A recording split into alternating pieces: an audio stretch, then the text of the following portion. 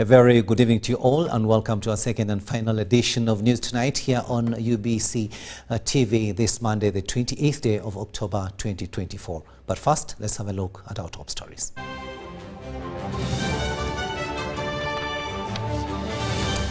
In our top stories tonight, members of parliament from Western Region refused to approve the rationalization of Uganda Coffee Development Authority. Police identify two bodies from the DNA operations of the fuel truck inferno victims. Prosecution witness attached to CID department pins the accused Charles Olimo and wife in the Sipapa case.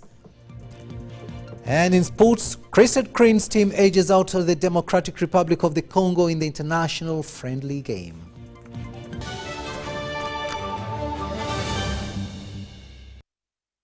Hello there and welcome once again. We are coming to you live online and on air from Broadcast House. I am Rukidi Edward Kijadangoma. Now, former leader of opposition and Mukungwe constituency member of parliament, Mathias Mpuga, has advised the Minister for Justice and Constitutional Affairs to withdraw the Coffee Bill 2024 to enable adequate stakeholder consultations. Meanwhile, a section of members of parliament from Western Region say they do not approve of the rationalization of Uganda Coffee Development Authority into Ministry of Agriculture because the regulation role, quality, expertise and market of coffee will be diminished.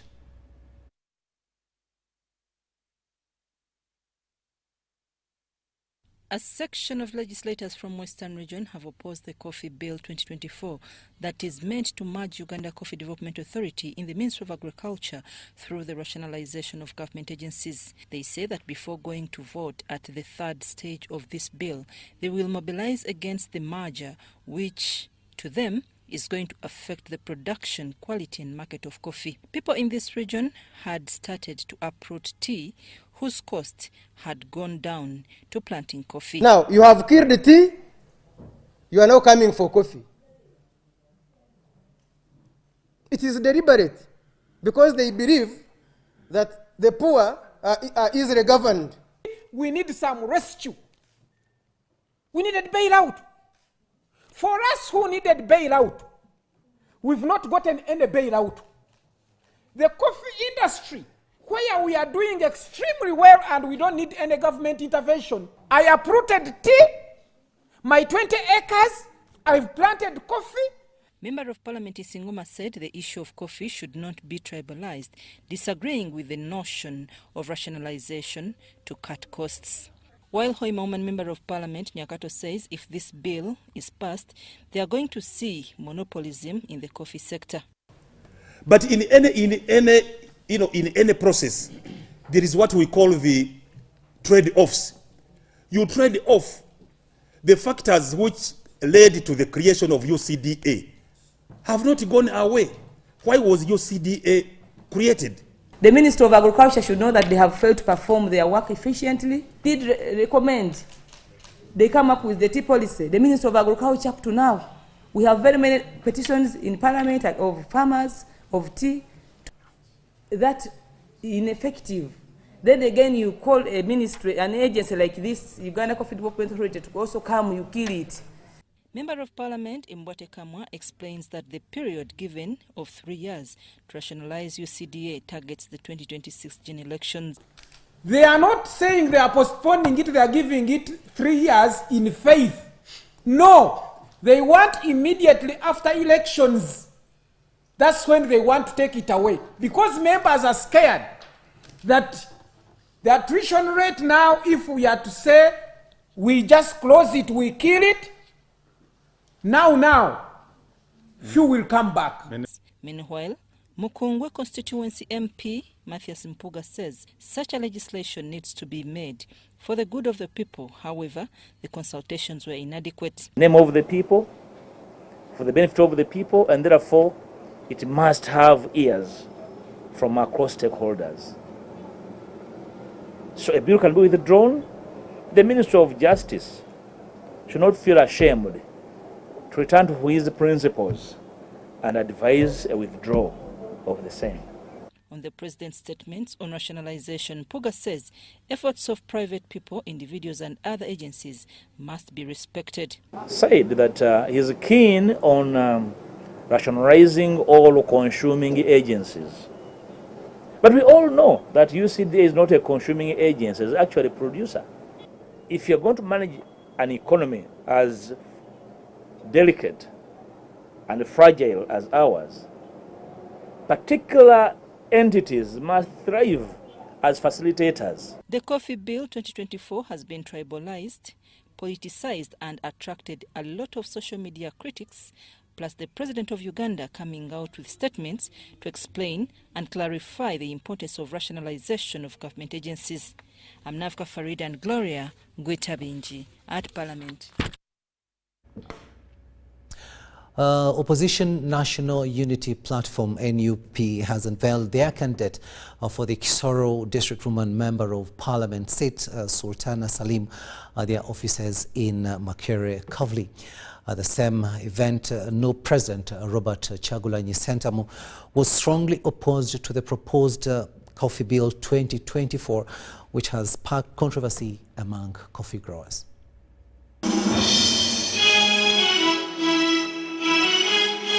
National Unity Platform President Robert Kyagulanyi Ssentamu argues that the Uganda Coffee Development Authority has been supporting coffee farmers and was concerned that abolishing it would strip farmers of essential freedoms and resources. Butambala County MP Mwanga Chivumbi emphasized UCDA's importance and recommends that it continues to function under the Ministry of Agriculture. Rationalize, don't abolish UCDA. Rationalization means abolishing. Dissolving. Section 4 of the bill says we shall dissolve UCDA. We are saying best practices of goodwill is to do it through agency. Beaten, twice shy. If Kenya tried it and failed and they are reverting back, they reverted back to the government, to the agency model, why do we want to reinvent the wheel? Why do we want to try something that has failed elsewhere? Several National Unity Platform members condemned those advocating for the bill and raised concerns on tribalism, which they claimed could cause divisions among Ugandans. Most Ugandans are saying no to rationalization of UCDA to Ministry of Agriculture. When you look at the way how people are earning something this time, this is because of the Uganda Kingdom and UCDA. Disappointing. You see that the government is mobilizing to take away the power of the people from their coffee. And really, I'm still disappointed. So I would request the government to work with the people, the farmers who are farming coffee, for the good of the coffee and remain the way it is. The statement that was made by the Speaker, number 3 in the country, and I call upon her to come up and apologize for her words, because they can take our nation back 50 years back, which is really very painful. Kyagulanyi reminded members of Parliament to remain united in supporting Ugandans, especially coffee farmers, as the party pushes for reforms to support farmers' rights and welfare. It's helpful, because indeed it's helpful. Yes, our coffee is not as vibrant as it was in yesteryears, but UCDA has been very helpful. Under UCDA, you've seen that coffee farmers have been happy. They've noticed a growth in the production of coffee, in the value of coffee, on the international market, etc., etc., etc. At the spirit in which this bill was brought, I can tell you it is an attack. And I mean, God is wonderful. It works in different ways. And it among, in English there's a kind of tongue slip called a fruitish slip, where you accidentally spill the beans. Kyagulanyi also addressed the issue of missing NUP members, urging government to clarify their whereabouts. The unveiling event also served as a rallying point for NUP to affirm its commitment to address both economic and social issues affecting its supporters. It's an umbrella for you to go and hold it with a lot of pride in Kisoro. People power!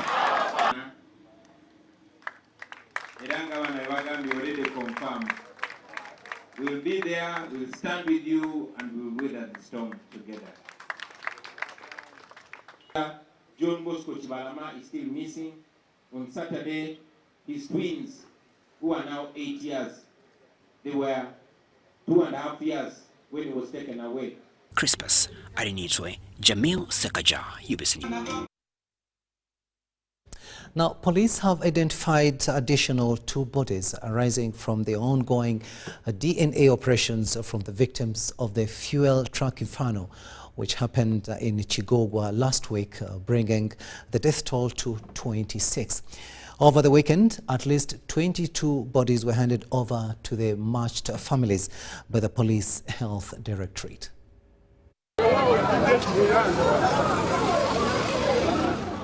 The Uganda Police Health Directorate has intensified the scientific identification of persons who perished in the fuel truck fire that occurred last week in Chigogwa along Bombo Road in Wakiso district. Through DNA tests, more 2 bodies have been identified, taking the death toll to 26.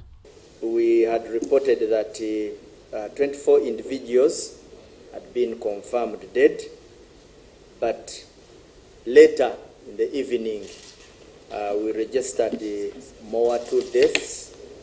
So as we speak, the deaths from the inferno stand at 26, where 20 are male and 6 are female.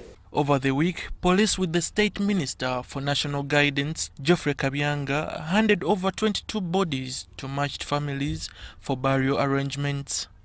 We handed over the remains of victims who were recently burnt in the inferno. Now, as you are aware, we had to undertake a DNA process. Meanwhile, police investigations in the causes of the fuel tank explosion continue. In a separate development, Interpol, in collaboration with Swiss Police Intelligence, have rescued an Indian national from human traffickers. Mukesh Nimeria Kumal, who was trafficked into Uganda, was later located in Tanzania under mysterious circumstances. The Tanzanian police handed him to the Uganda police force, and on the 24th October 2024, he was brought back to Uganda as a victim of crime. The Criminal Investigation Directorate is handling the investigation of alleged kidnap with the intent to murder under CID Headquarter Reference E/181/2024. Additionally, following special intelligence efforts in Tororo, police have recovered 2 guns linked to criminal gangs operating in Perejesel and Lukwapo, Kabong district. Komagum Rogers and Abdul Nasir Luwama for UBC. 2 matters pertaining to education now, where Uganda National Examinations Board, UNEB, has established a rapid response team at the headquarters to support schools in the submission of the Senior 4 continuous assessment scores before the 30th of October this year deadline. UNEB spokesperson Jennifer Kalule says the team will follow up on the portal for those schools being challenged with the innovation to submit results. To beat the deadline for submitting Senior 4 continuous assessment scores, UNEB has instituted a special rapid response unit at the headquarters to aid schools challenged by the new system. And what we have done as a board, we set up a rapid response team to help the schools upload the scores just in case they have challenges. Some schools have challenges in trying to use the application because it's a new application, much as we did train them. So we're trying to help them in case they have challenges. They can call our toll-free line to enable them, and then we guide them accordingly. Or they can come with a CD with the scores uploaded, and our team at the office can be able to support them in any way. UNEB says no more extension time will be granted. You can come with a CD and our team will help you to upload the scores in time. Please do note that if candidates do not have the CS scores, it will not be graded by UNEB. The team will roll call schools that submitted results while identifying reluctant parties and reasons for the delay.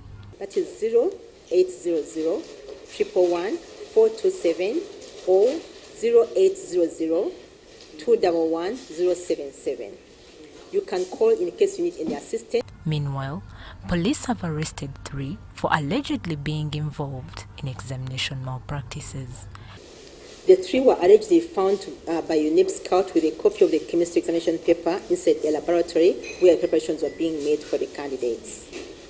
The accused appeared in court for plea taking on 22nd and pleaded not guilty. They applied for bail, which was not granted by the magistrate due to lack of sureties. Under the new lower secondary curriculum, in the first set of examinations, continuous assessment contributes 20% of the total UCE mark, and the UNEB exam takes 80%. Patricia Nandago and Roger Skomagong for UBC. Traffic Police spokesperson Michael Kananura is advising the public to plan their routes in advance or use alternative roads where possible and follow all traffic directives. Now, this comes as traffic flow is expected to be disrupted at the mortuary Kubiri area due to ongoing excavation work for new culvert pipe installation. Now, these disruptions are anticipated to continue until October the 31st, hence calling on the public to remain calm. There are ongoing road constructions today on the 28th of October 2024 at Mortuary roundabout. The road shall be closed from Mortuary to Kubiri roundabout due to excavation for culvert pipe installation. Whereas tomorrow on the 29th, there will be road markings that will commence on the roundabouts of Kubiri and Marago. And this is expected to continue up to 31st October 2024 on Thursday. During this period, traffic flow shall be disrupted due to the activities mentioned, and we thus appeal to all motorists to plan their journeys in advance, use alternative routes when possible, follow directives of the officers, and exercise discipline and patience on the road. Thank you. Directives for traffic flow tomorrow around Mortuary Kubiri roundabout. We'll now take a short break, but we'll be returning with much more. Do stay with us.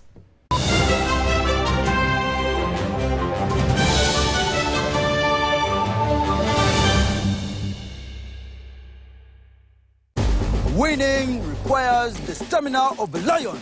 But most importantly, it requires that you carry that water up the top of the hill. However, you must use a spoon. Take the water now. Go, run, climb up the hill. 72 spoons. Faster, go, go. Winning is hard, but with MTN Momo, it's easy. Simply pay or shop with Momo for a chance to win mobile money every day. Use the Momo app or dial *165 *3 hash. It's true what people say, that when I wash and you wash your hands with soap, we'll have less infections as Ugandans. After all, it's hands that handle money. It's hands that feed us. Hands that prepare soil for farming. Hands that we use to learn. And hands that we use for fun. When I wash and you wash, it means clean hands for all. So, wash your hands with soap and clean water regularly to keep away infections and disease-causing germs. This message is from the National Hand Washing Secretariat with support from UNICEF. In the heart of Uganda, a financial revolution is happening.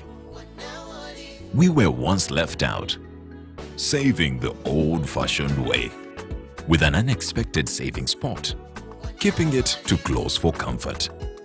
But now, we found a better way to save and manage money.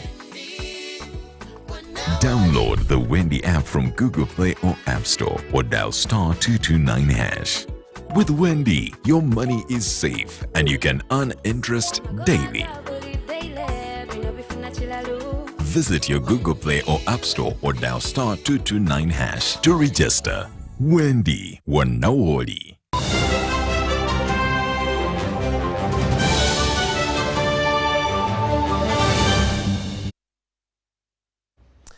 Welcome back from that break, and this is News Tonight here on UBC TV.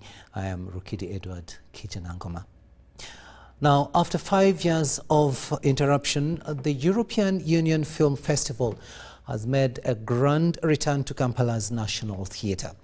The 4-day cultural event brings together 10 European Union member countries, each presenting outstanding films that celebrate the diversity and richness of European storytelling. During the festival's opening, State Minister for Gender and Culture, Peace Mutuzo, emphasized the importance of cultural heritage in building national unity and underlined the role of family protection as a foundation for a strong society. Take a watch. What makes these films special is not just their artistic merit, but their ability to highlight the values that unite Europe and Uganda. Human dignity, friendship, resilience, and the pursuit of dreams. This festival embodies our commitment to cultural diplomacy and represents a cornerstone of Team Europe's engagement with Uganda. A nation without culture has no identity. Culture provides identity for its people, and the main institution for this function is family that needs protection. In Uganda, family matters a lot, and our values stem from protection of the family. Let's utilize the benefit of the diverse culture Uganda has, such as languages, food, expressions, dances, good scenery like hills, water bodies, forests, and most importantly, it's peace and security. You see, film is more than just entertainment. It's a universal language. It allows us to share our cultures, our histories, and our dreams. This festival represents an invaluable opportunity for us to showcase and to learn not only what is in Europe, but also what is in Uganda and how we can come together. And I also want to tell you that they are family-friendly movies where you can sit with your family, you can sit with your in-laws, and you don't have to be worried of anything. They're real good movies, so I encourage everybody. Now, the Chief Justice, Alphonse Owiny-Dollo, has tasked the newly instituted Uganda Land Commission to phase off the Bibanja holding system as it brings a lot of problems in land management. He says the commission can utilize the land fund to buy off land from absentee landlords. The commission members who took oath include the chairperson, Professor Jack Nyeko Penmogi, and other 5 members. The Uganda Land Commission, sworn in by the Chief Justice Owiny-Dollo at the Supreme Court of Uganda, include Professor Jack Nyeko Penmogi, the chairperson, Andrew Nyumba, the secretary to the commission, and other 4 commission members, which are Haj Asman Chafu, Augustine Ruchika, Stella Achan, Rosemary Tumusime, and Dennis Nduhura Mwebaze. I, Professor Nyeko Penmogi, swear that I will not directly or indirectly reveal to an unauthorized person any matter, document, communication, or information that will come to my knowledge in the discharge of my official duties, except as may be required for the discharge of my official duties and shall be committed to my secrecy. So help me God. The Chief Justice Owiny-Dollo presided over the swearing-in. He urged commission members to phase off the Bibanja holder systems and other land-related systems. But I hold the view, and it is not only in Bunyoro, it is even here in Buganda, I hold the view that this thing called Bibanja land holding should disappear from our land use. I don't see the purpose it serves.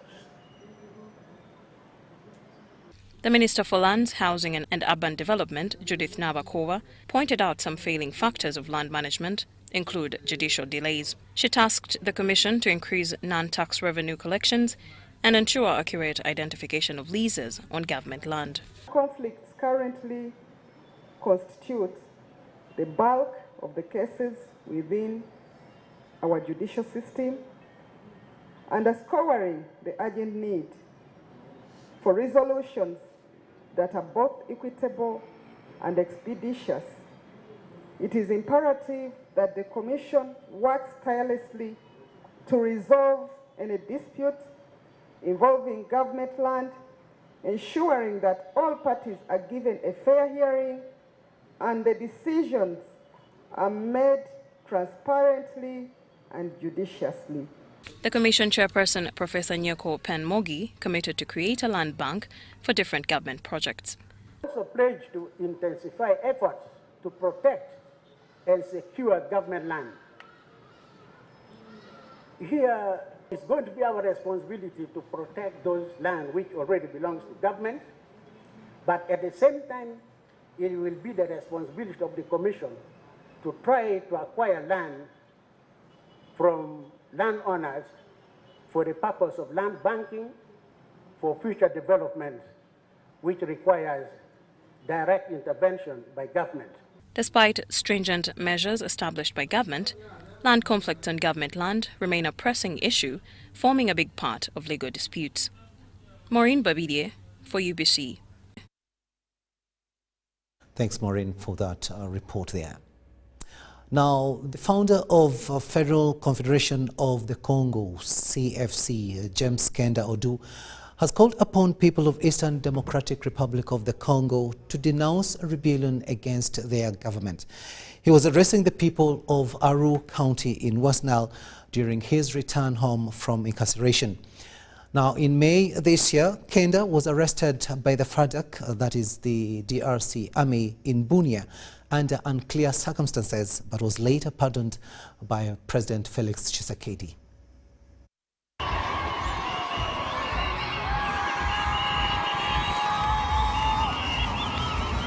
The founder of Federal Confederation of the Congo, CFC, James Kenda Odu, was on Sunday welcomed at Okabi Airfield in Aru Town.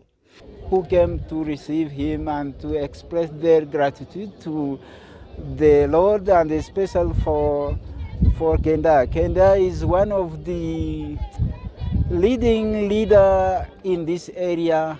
He was one of the beloved of the people.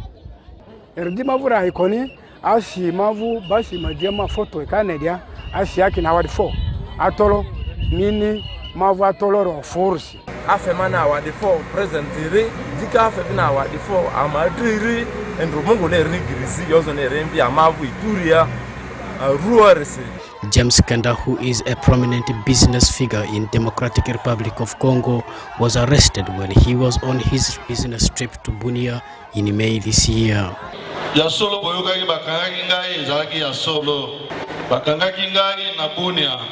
After serving 4 months in prison, Kenda was pardoned by President Felix Tshisekedi of DRC. Chef de l'État Félix Antoine Tshisekedi Chilombo, Fachi Beto, président de la République démocratique du Congo. Alobi, merci pour la bino, na remercier bino pour la vote pour pesa qui pour na ye. Bozo mona mutu munene président, apesa bino merci. Emisa mutu malamu mingi. During his grand return over the weekend in Aru Town, Kenda cautioned the people of Ituri province to desist from rebellion against the government. Babiloko mususu ya mabele, ba groupes armés, stop aboyi yango na Aru. Stop na groupes armés. Bato bako sabinote. Na constitution lelo, soki olingi pouvoir.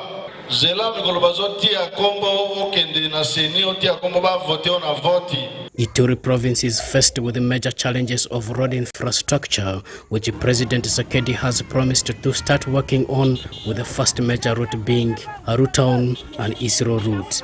Alobi ba musala ya balabala esalama. Nakati ya pesi biso pona ngai ba projet ya balabala ya territoire ya Aru. Chef de l'État alobi boye. nzela ya kubanda aruti na isiro fuba bungsa na kudro apesi president ngo bapesa bana mboka. Joseph Fodama, UBC News.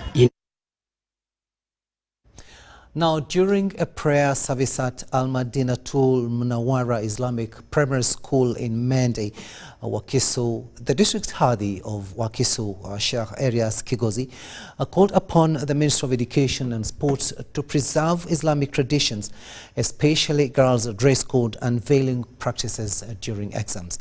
He emphasized that Muslim students should also be allowed to perform prayers during the examination period. The event included Quran recitations, with students praising Allah as they prepared for their final exams.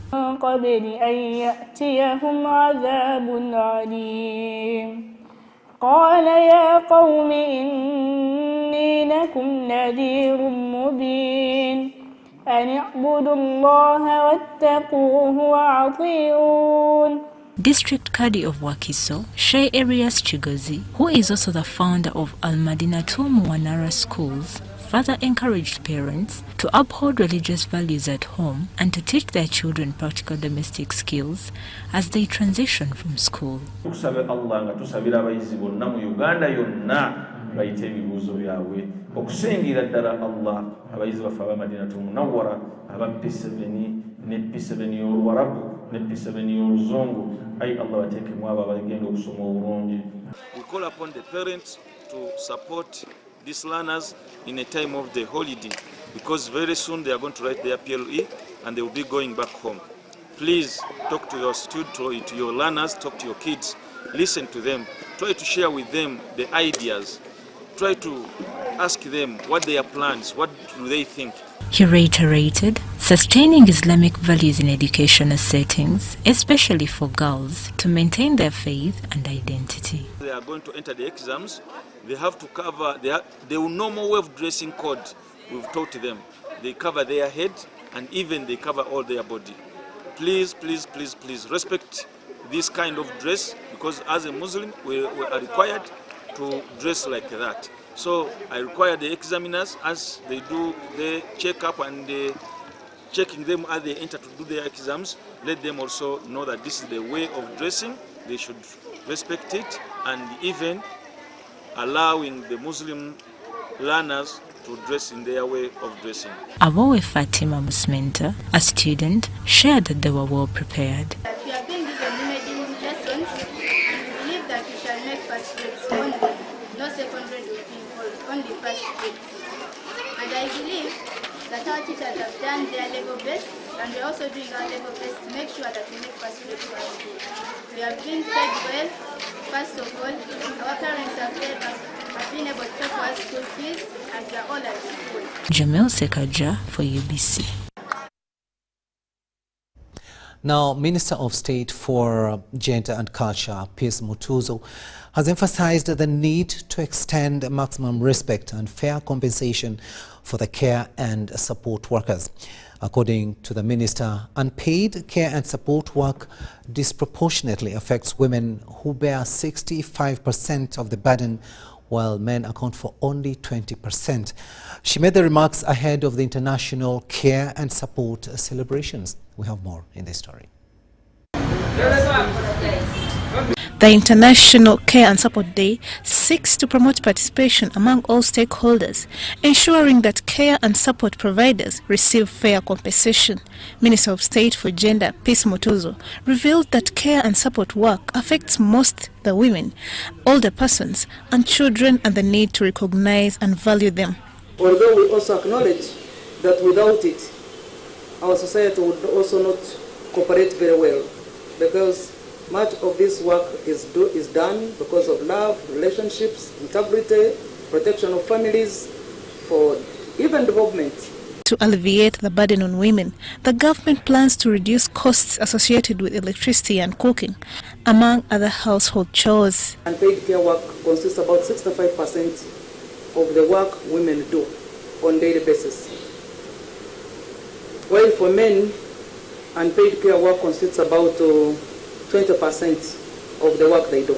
She revealed that formulating a minimum wage for domestic care providers remains a challenge due to varying family incomes. Alone were able to generate about 1.5 million jobs in the last 3 years. So that should satisfy us that the minimum wage was not necessarily the right thing for us to do. And if we had placed a minimum wage of 250,000 shillings as we had evaluated, all those working in the factories were started at 300,000 shillings or 250,000 shillings. Uganda will join the rest of the world to celebrate the Care and Support Day on the 29th of October on the theme Transforming Care Systems, Achieving the Sustainable Development Goals in the context of Beijing Plus 30. Kayen Faith and Juman Samba. Now, despite facing numerous challenges, Awang Technical Institute is a beacon of hope, providing vocational training to uplift a community affected by the Lord's Resistance Army rebellion in northern Uganda. Now, today, this rural school with only 2 buildings was third in national performance rankings. Eddie Olwa reports. Just 3 kilometers from the Presidential State Lodge in Awang Sub-County, Otuke District, is Awang Technical School. The Presidential Pledge of 2010 helped to uplift the community ravaged by the Lord's Resistance Army rebellion. It was now the task of government and the local government of Otuke to ensure that this place is developed. The school developed a niche in agriculture, shoemaking and leather tanning. Students are optimistic of a secured future through the skills learned. They have also made for the president a customized leather belt and shoes for the First Lady. To thank them for giving us the institute which has transformed our lives. We can now make shoes, sandals, which we sell and get money for our survival. So this belt, we have donated it to our president, His Excellency, Awang Technical Institute achieved the 3rd place in the national performance rankings last year. We managed to raise from 62 to 90%, with the 31 first class and the rest were in second class upper. So we appeal to the government that now that you have given us all this stuff and the students are there, we should be supported with tools and equipment and more workshops. The school has a single classroom block and a workshop serving the needs of over 170 students. Other classes are in makeshift structures. The school has no electricity, clean water, transport and staff quarters. That they should come up and support us. Whatever we can do ourselves, we are doing it ourselves. Records show that the president paid 3.5 billion shillings, but only 570 million was released. Now that 3.5 billion appeared in the financial year of government in 2015-2016. When the construction here started in 2016, the district had received only 575 million. Awang Technical School is located on 27 acres and has titled land. It is a reminder that determination and collaboration can lead to remarkable achievements. Eddie Olwa, UBC News.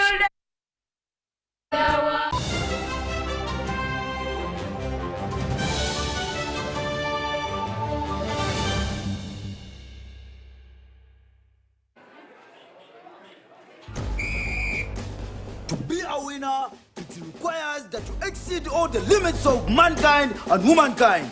But when you play with MTN Momo, winning is easy.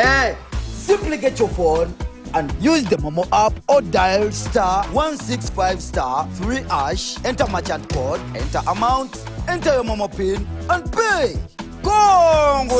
Congratulations, easy!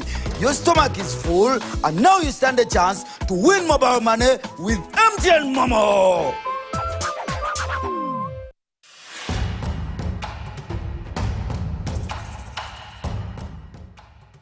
Amazina ganje Ninyetekwa Seruhanga John Bosco ninduga mu district ya Rukungiri ndio muhanguzi wa miliyoni 18 na Uganda National Rotary nzahangwire kurwo mu kuzana *278# ngafuna message eriko ka ndio muhanguzi nashemererwa konka nabaza kugira ngo nedi y'abafere sente ziriyo zona bakaziteka ko nazihangwire. Uganda National Lottery. Dream, play, win. Participants must be 18 years or older. Play responsibly. The Uganda National Lottery is operated by Ituba Uganda and regulated by the National Lotteries and Gaming Regulatory Board. President Yoweri Museveni is set to launch the innovative 4-acre model campaign in Bunyoro sub-region, starting with the Greater Chibale districts. This landmark event will take place at the Chikwaya Playground in Kakumiro district on November 15, 2024, starting at 10 a.m. All residents, civil servants and leaders of Greater Chibale districts in Bunyoro and neighboring areas are invited to attend the launch in large numbers. The 4-acre model initiative led by President Yoweri Kaguta Museveni aims to integrate ordinary people into the money economy. During his visit, President Museveni will tour selected 4-acre model farms in the area. This launch will showcase the initiative's impact on local communities, highlighting tangible benefits and success stories of the strategy for households. Don't miss out on this extraordinary event that promises to reshape the future of food security and socio-economic well-being for the people of Greater Chibale districts in Bunyoro sub-region and neighboring areas. Join area leaders for this event aimed at lifting ordinary people out of poverty using their available small land. The mega event will be held at Chikwaya Playground in Kakumiro district, Greater Chibale on November 15, 2024 at 10 a.m.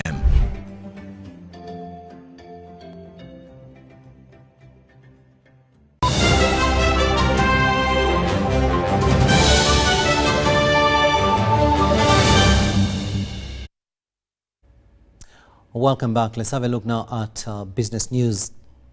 Buhoeju Youth Development Association has celebrated 7 years of existence, setting ambitious targets for the next 2 decades. During a dinner event held over the weekend in Kampala, the association members pledged their commitment to stimulate business growth and support the Ugandan economy. Mike Mukula, the event's chief guest, lauded the youth for their initiative, offering advice on navigating Uganda's complex business environment. Dennis Sigua reports. Celebrating 7 years, this association of fewer than 200 registered members began as a university association 7 years ago before evolving into a youth association. Now they aim to reach a net worth of 300 million shillings and continue scaling new heights. We are targeting raising 300 million and our projections clearly show that we can do that.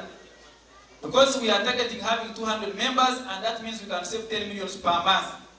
If you can save 10 million per month, in a year that can be 120 million. So we may have about 30 million from interest, or else if we receive support, we should be able to push a big agenda. So the earlier we achieve this target, colleagues, the more we transit. So our target is that once we achieve 300 million, we transit immediately into a circle status. With a mission to become the most organized and successful youth association in the country, Beda plans to transition into a circle within the next year. And we believe that we can be able to develop into an MDI or a small bank in the next 20 years plus to be able to support this economy and also transit into something better. So our challenge now is to raise the 150 million. Looking forward to growing into a micro-deposit institution in the next 20 years, speakers at the event stressed the importance of discipline, unity and commitment. Lesson number 1 for you, and that was my lesson number 1 in class of business entrepreneurship: never touch your working capital. Most businesses don't see their first holiday, first birthdays of 1 year, because the entrepreneurs tamper with working capital. This money you have here, you have saved today, which is now growing. If you are tampered with it, you'll not be where you are today with the savings. Savings, Africans have the lowest saving ratios in the world. I don't know why. Character in the workplace was also highlighted, emphasizing its importance post-university. That once you leave university, you leave colleges and everything. What maintains you in institutions, and I know Chief Guest has a lot of knowledge about it, is not your qualifications, is not your first class, No one will ask you whether you go to first class. Some of you who are working, ask me when they have sat and said, bring me your qualifications, I check on it. It's the trust, it's the character. It's the character that makes you move. And colleagues, all of us have ability. I mean, Mweju district is located in western Uganda. It's one of the districts that constitutes the Ankole sub-region. Dennis Igor for UBC News. Leaders and youth across the country have been called upon to join the NRM Youth Cadres Association saving initiative that empowers young people to develop themselves and their communities.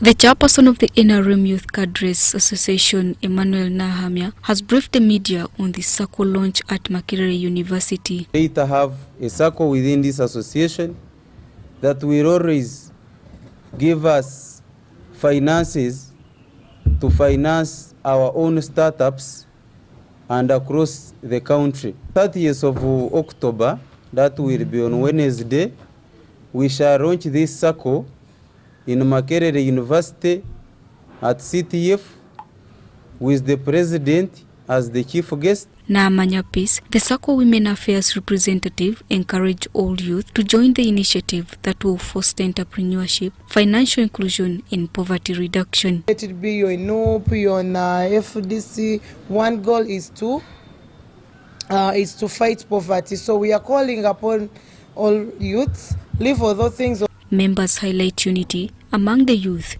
through joining development initiatives.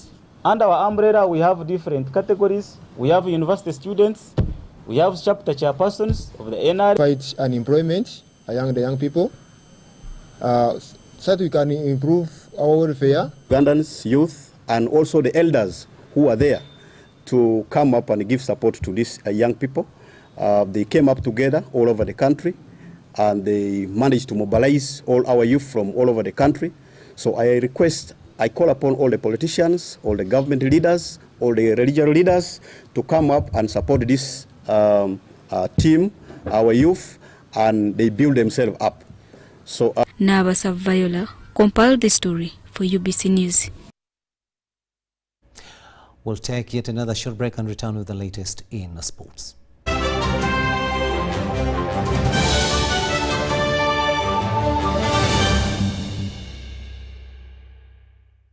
The East Africa UK Tourism and Cultural Expo 2024 is here, happening on 8th and 9th of November 2024 under the theme Enhancing Tourism as Engine for Social and Economic Transformation on the sidelines of WTM London at the Rembrandt Hotel, 11th Thalo, PI South Kensington, London, SW7 2RS, United Kingdom. The guest of honor will be the Right Honorable Rebecca Kadaga. For tickets, exhibitors will pay £1,000 and participants will pay £300. For more information, call +256 787 096 100 or +254 795 806 969. Visit www.eauktourismexpo.com to register.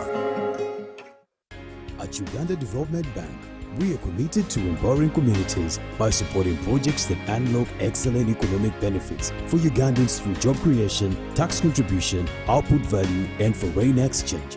We seek partnerships with projects that drive economic development in Uganda. Faith Care was started in 2012 with our few savings, with a capacity of 1,000 birds. And now we have a capacity of 10,000 birds. As it is called mixed farm, Faith Care deals in zero grazing cows, and we grow seasonal crops, not even forgetting coffee. But the main project or enterprise is poultry. Poultry is the mother of everything. We have been facing many challenges, but the most challenging part was during COVID. COVID hit us very seriously, and that's when I met my savior, UDB. But after getting UDB money with the low interest of it, we are able to go back to the track, and here we are. Actually, we are even expanding. We have a capacity laying birds of 10,000, and we are constructing more poultry houses. nze mu UDB nafunamu because we got the money, actually the esente zazi tugasa with little interest with a grace period. So we are able to brood our birds, start laying, and we started paying, and we are paying very well. I think we are good customers.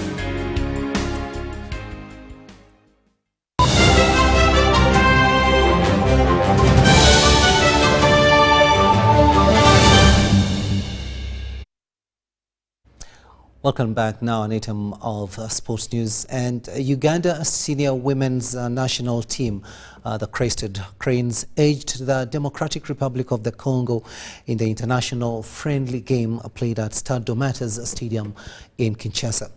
Now, this was the first of the two games that the two teams are supposed to face off, with the other slated for Wednesday, the 30th of October, at the same venue. Now, the games are part of preparations for the team ahead of competitive fixtures of 2025. Here are some reactions. If I looked at when DR Congo played Senegal, we could see that the team possessed a lot of physicality. They had a lot of speed in the wings and up front. We also knew that their midfield was very compact, and we had to find a way to maintain the Congolese. And I must say I'm very happy that we could manage to do that, and going a step further to win the match today. I think everybody knows that we are in a rebuilding phase. We know AFCON is in July next year, so we need to start building and find a cohesion in the team. And friendly matches really allows you to experiment, especially local and international players. We had 4 days to prepare the team, and our international players really joined us 2 days before we arrived here, so it was really, really difficult. But I think going forward, I really want us to play a certain way, offensively as well as defensively. So for the 4 days that I had, I used extensively and consistently work on certain phases of play so that the information can be processed. I'm demanding that we play a certain way, and we will play the next game, we will play the same way. We will not change. Really in the process that we change the way we play football in Uganda. I think the girls have bought into the idea. They're comfortable. You could see that we're trying to build the ball up from the back consistently. Yes, mistakes will happen, certain moments of the match. These things I know for a fact it will happen, but it is a process, and we're looking forward. So all the mistakes that happened now, I knew plenty will happen, but we need to start finding solutions, and we will look at this match again. We will focus on really on group video analysis so that we can make sure that there's better cohesion, there's a better compactness in the way that we want to play from a defensive point of view. But overall, I think it was really a good display, especially the way the girls played. And for me, it's all about possession and keeping possession the way we try to minimize it as much as we can.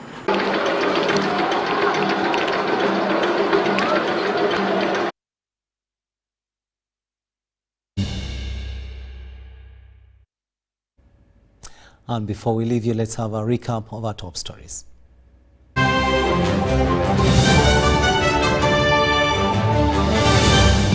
In our top stories tonight, members of parliament from Western Region refused to approve the rationalization of Uganda Coffee Development Authority. Police identify 2 bodies from the DNA operations of the fuel truck inferno victims. Prosecution witness attached to CID department pins the accused Charles Olimu and wife in the Sipapa case. And in sports, Crested Cranes team edges out the Democratic Republic of the Congo in the international friendly game.